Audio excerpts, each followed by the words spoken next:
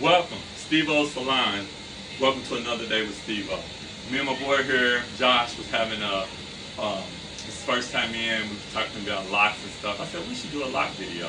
So I'm telling him, in front of y'all, we're doing this video, right? Yes, sir. And other people are gonna see this video. So you're giving me permission to post and not gonna sue me, right? Absolutely. All right. He said absolutely. I absolutely am not going to sue you. Oh, okay, good. So, with that being said, we'll have a conversation and we'll let y'all into our conversation. And this conversation is not planned, it's just organic. You know, we're not professionals or anything like that. Well, by trade, I'm a professional barber. I have a barber's license. I'm a master barber first. And second, I am a master cosmetologist.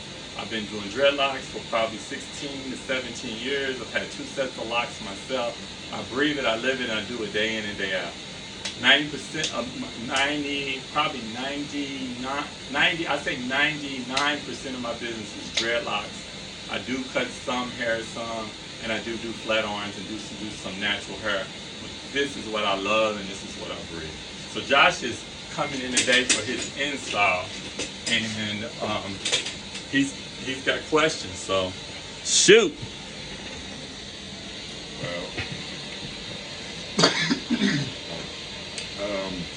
Well, you actually explained most of everything I so ain't far. gonna put you on the spot. So we were talking about dreadlocks, and he said that he had researched about locks. What did you find out about locks before you did locks? Okay, so 2 specific things that I found out, because I was looking at starter locks, because I was very uneducated on the matter. So the first one that I found were 2-strand twists. And the 2-strand twists are some of the easier ones to do for people, which is what the articles had said, that anybody could pretty much do them after watching a YouTube video or something on Instagram or whatever. And I actually had that done to my hair. However, it's one of the harder ones to stick because they unravel. The pattern takes quite some time to go away, and I personally didn't like it. And the other one that I found out was comb coils. I didn't read too much into that one, but so I'm not that. That's what he's getting today. He's actually getting coils with the comb, and I explained to him about the science of hair. So I would want, if you listen to my video, I would say there's a lot of information out there on a lot of different things. Check the person's credentials. Mm-hmm. We can post something and say that it looks good, but a lot of us, sometimes they don't know what they're talking about. I see a lot of misinformation when it comes to dreadlocks. Mm-hmm. Your hair itself is in different, you have different textures of hair, and different textures of hair do different things. We are manipulating your hair and putting it in a coil or a part or a section to try to make it mat up and lock and marry together, and then what we call it will be like a dreadlock. If we took your hair and manipulated it and put it in a roller set, we're manipulating the hair. We're also manipulating the hair if we braid it or whatever we do. And we're lucky, that we can do our hair like that. Lost my thought a little bit.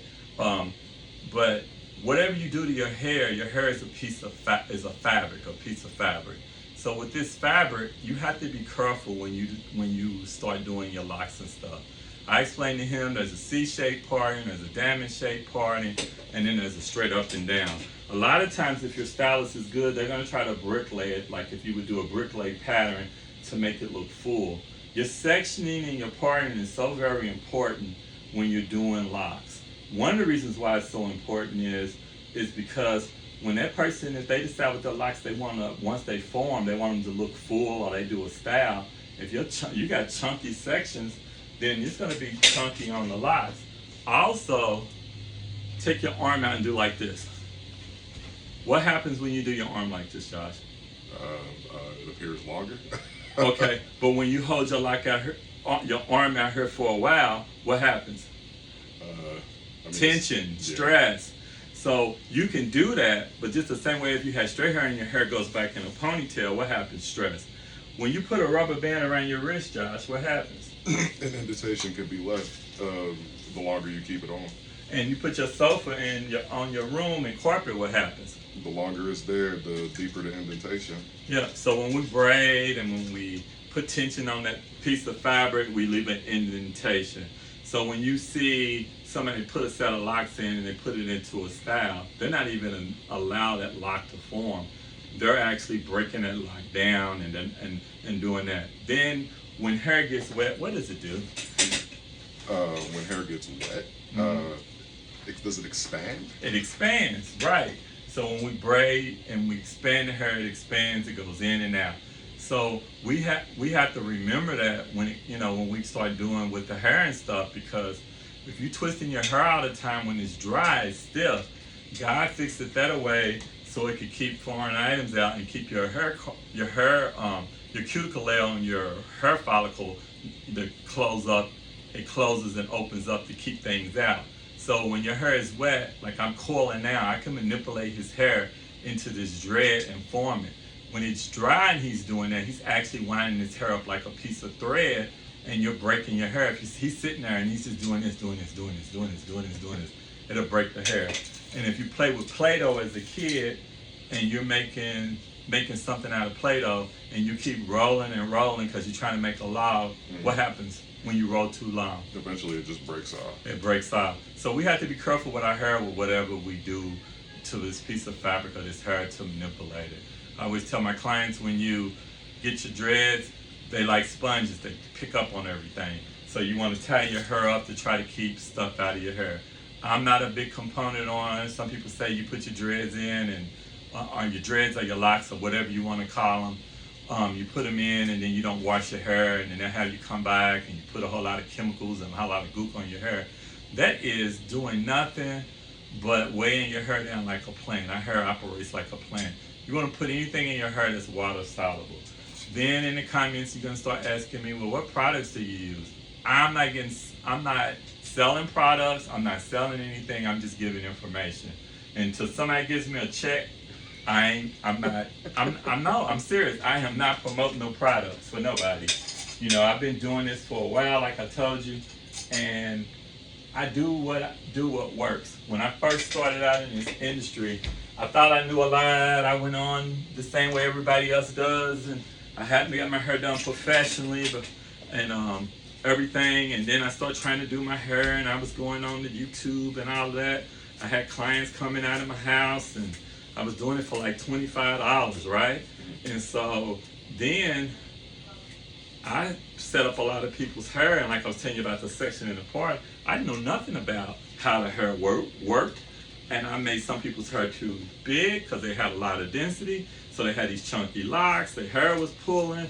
And then it's just some of the locks that once they established, they were so big, they was uncomfortable. Kind of like the locks that they're doing now and they're adding them together. That stuff's uncomfortable. You remember, was it Weekend that had the hair and then he cut his hair? Right. So when that hair marries together and that hair starts pulling, it starts and you have that hair that's pulling, and you have a tight curl that's pulling. You have when you get a braid and you get that little hair bump, you don't want to have your hair bumps with your locks. So you have to be careful.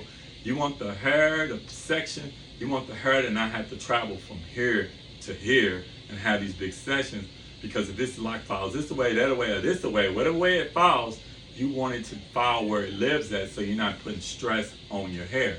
And our skin is our what when it comes to like an organ? Is it like all over our body, or what is it? I mean, it is all over our body. Okay, and you have skin where? Name some of the parts that you have skin. Your foot, your hands, your chest, right, your back. And in those places that you said, your foot, your hand, your chest, does hair grow there? Yes. Okay. More so on some people. Right, and so hair grows everywhere. And in those places that you named, how often do you wash them? I wash mine every day. Right. Every day. So our skin and our hair, we talk about our scalp, but it's actually skin and it's hair coming out of our scalp. So we have to be careful about not shampooing and not washing it. A lot of times with hair, we talk about drying our hair. When we think in terms of straight hair, because a black person, another person, another culture can have straight hair and not necessarily be white. So sometimes we talk about hair and talk about different stuff. Racism and stuff like that even exists in the hair industry when we talk about things like that. And this is just a sidebar conversation. I was trying to buy a blow dryer, but all these blow dryer companies, they make these little fine picks, and they never think of ethnic hair or tight curly hair. They make these little bitty picks. I have the nostril, and it's hard to find a good blow dryer with a good pick. And what I mean about pick is like a solid pick like this that would go through texture hair. If you can see, hopefully you can see that. And I have a hard time finding a new blow dryer just because that, and I go to all the supply house. I said, discrimination in the blow dryers, you know? So anywho, that's another sidebar conversation, but back to the scalp. So you need to keep your scalp cleansed. You shed skin. In the book, they say, we said sebum is like oil and stuff like that. Your natural oils come from up under your scalp, and that's what's living in your hair. Actually, the hair that's out of the scalp is actually dead hair, which we don't know that, because then we talk about dead ends and stuff like that. But that oil comes out, and if it's straight, the oil is just like if you see a fireman and his hose is straight, the oil is coming out quicker. So person with a lot of straight hair, their hair sometimes seems to get really, really oily. And just like a plant, when their hair starts getting oily, it starts feeling weighted down. So then they may wash their hair every day. And then it's a myth that every white person washes their hair every day, because you have some white people that wash their hair maybe twice a week, or they may wash their hair every other day because their hair dries out too. And us as African Americans, are more Caribbean culture, our coils go like this. So the oil is coming down, it's coming down, it's coming down. And if you ever, we've all been real, we've had that period where we just didn't feel like washing our hair, and we went a long period. Our hair felt great because it had all this natural oils in it, but the scalp didn't, because we had suck on our scalp, we had the oil from our hair, we had the dead skin cells that we shedded, and then we had the salt and the sweat if we got hot. And that's the stuff that needs to come off of your scalp. And that's one of the reasons why I say no with not washing your dreads and going a long period of time. I personally, when I start people's dreads, I have them come back, the first like 3 weeks in a row, and I wash them, because I want to monitor how they're taking care of their hair. So if they're not taking care of their hair, I can correct it. Then the next thing too is I'll pay attention to their scalp. If he comes back and I'm seeing his scalp, he's having dry scalp and he's having dry scalp issues, I have to address his scalp. And when I address his scalp, I'm asking him questions. Have you always had dry scalp? Do you have dry scalp? Yes, actually. You do? Okay. Well, how often have you been priorly washing your hair? I usually wash my hair every other day or every 2 days. Okay. I think the reason why your hair is dry is because you're overwashing your hair. Do you wet your hair every day? Not every part. What part of your hair do you wet? What's your hair routine when you get up in the morning? When I get up, I don't really have much of a routine, honestly, because like I told you earlier, I never really was educated on... No, but I want you to tell me, I understand that, but I want you to tell me, okay, let's say you're going to go out in the street with your boys or whatever, and you want your hair looking decent. What do you do? Well, the past 3 years, I haven't really made it look decent. I just kind of throw a bandana on. Throw a bandana on. Yeah. Okay, when you get in the shower, do you get your hair wet? Not every day, not the whole thing every day. Usually just get the back, because that's where the water ends up hitting it. Okay. In the shower. Okay. Well, first it sounded like when you first started, like you were saying, I was thinking maybe you were saying that you was wetting your hair. I'm not trying to put words in your mouth or anything like that.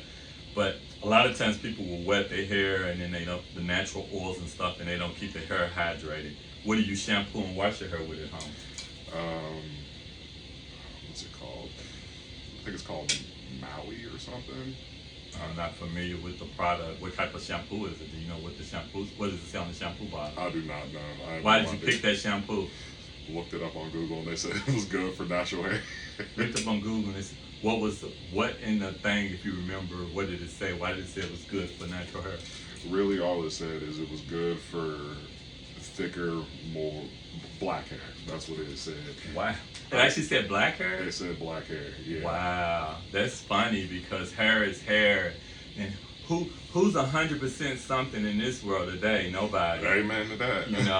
When I was in hair school back in Palm Mitchell, I met an artist, and he told us, he said, in 20 or 30 years, there will not be straight hair, there will not be what we call good hair. Everybody's hair is going to be, it won't be straight hair, and it won't be what we call kinky or what we call tight curls, because our cultures are mixing together so much, we're gonna have wavy hair. So if you look at hair as a color, or if you look at hair that I can't deal with this hair because they might be white, or you think they have straight hair, or I can't deal with this black person because they have curly hair. If you don't, you have to look at the hair as a piece of fabric, and what are you actually doing with that piece of fabric or their hair? The bottom line of it, whether it's a different texture, it's still hair, and it still operates the same way we do. Whether the outside of our shell is black or cream or purple or red, you know, we're all the same when you peel that back, and it's the same thing when you really tie in your hair. You know what I'm saying? So with our hair, a lot of times, you know, we shed thousands of pieces of hair a day, like our dogs, like other mammals. Oh, I believe we were Okay. talking about different textures of hair, not All trying right. to say in white or black. This is part 2. We're back. I'm a veteran of doing this. I'm using my iPhone to record. I have my Apple Watch. I have little timers going off during the day. I'm trying to do fitness, and it's trying to remind me to eat. So we was talking about textures of hair. Joshua reminded me of, because when that happened, it threw me off, and I wanted to keep talking and everything. But anywho, textures of hair, you know, they say if it's, you gotta learn how to do curly, you'll have to know how to do curly hair or deal with wavy hair. And if you don't know how to deal with wavy hair, you're not gonna be able to stay in this hair industry. And you gotta know what you need to do to manipulate that. And I always try as a cosmetologist, everybody has their own thing. And there's 1,000 ways to achieve different things, and there's 1,000 ways to do things. I'm not saying I know it all, because I'm always open to learning and unlearning and relearning something. But when we think about anything that happens, the foundation of it and the science of it, which comes from God, how He created things, is gonna always work the same. Hair is gonna always work the same and be the same. You know, we have a durable fabric. We were told, oh, that stuff is it's thick and it's ugly, but it's actually doable, because you can take this curly hair and you can flat iron it, you can put chemicals in it, you can do whatever, manipulate it, and it goes right back to its form. It's really strong. So if we thought in terms of hair or fabric, straight hair is more like silk, and curly hair and the tighter the curl is more like cotton. And when you put an iron on silk and you leave it on, it's gonna what? It's gonna incinerate real quick. You know. So there's nothing wrong with this texture of hair. This texture of hair is great texture hair, because you can do so many things with it. It's so pliable and it's so durable. So embrace your curly, kinky hair, because it's off the chain, and you can do so much more. Another thing that I want to educate you about, and I don't want to go too, I want this video to be long, it's probably way over 5 anyway, but I want to educate you guys about, when we start talking about products, and people say, well, I don't want to use that products for white folks. Well, sometimes most of the world, like it works today, they study more straight hair than they do everything, than they do our texture of hair. We put a lot of grease and a lot of heavy pomades that's wearing our hair down like a leaf. And when you use coconut oil, it tends to coat the cuticle layer of the hair, and it's hard to get out. It's almost like you gotta wash and strip it several times to get that coconut oil out. And coconut oil does make your hair soft, and it is in products. But we have chemists that knows how much coconut oil, how much, when you make your product, do you want it to be soft, and put a little bit of this and a little bit of that. And then we also have to take it back to the pH levels, when we start mixing things together and becoming a mixologist, how acidic it is. So we have all those things go into your hair, and it's a science. It's a reason why I had to do 1,800 hours in cosmetology school. I had to learn these things, the science of the hair, from when I was bootlegging, and that's what made me a better loctician, barber, cosmetologist, because you gotta know that. And when you talk about the product, and you're talking about white product, black product, it really shouldn't be no such thing. Most of the time, the product that you consider white, look at the ingredients in it. A lot of times, because that hair is so silky, and they done had highlights, and the hair has been fried or the flat iron over and over again, it's got a lot of more good nutrients, a lot of more protective to silk that cuticle layer and to smooth that cuticle layer out. than some of the other products that may not have some of that stuff in. So it's just like you go to the drugstore and you go to the pharmacy and say, well, I was thinking about taking this. And they said, well, take the blah, blah brand out of blah, blah brand, because I ain't promoting nobody's brand. And it has the same ingredients in it. And all hair products pretty much have the same ingredients in it. I'll leave you with this nugget. When you have Caribbean curly hair, we need anything that's moisture or hydration, because those curls are not getting that oil sometimes, and that's what's causing them to be frizzy. They need to be hydrated. And if you have curly hair like this being right here, the last thing you want to do is comb on it all the time.